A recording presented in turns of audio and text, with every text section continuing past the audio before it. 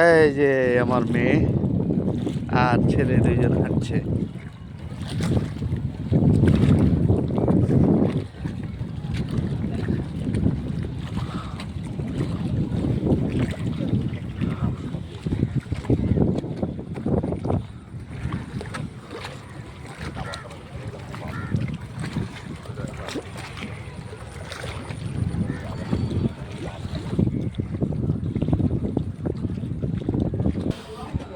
আমরা বেড়ানোর উদ্দেশ্যে এসেছি আইবাদে।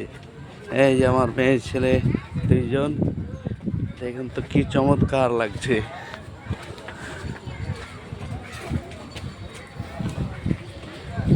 যাও,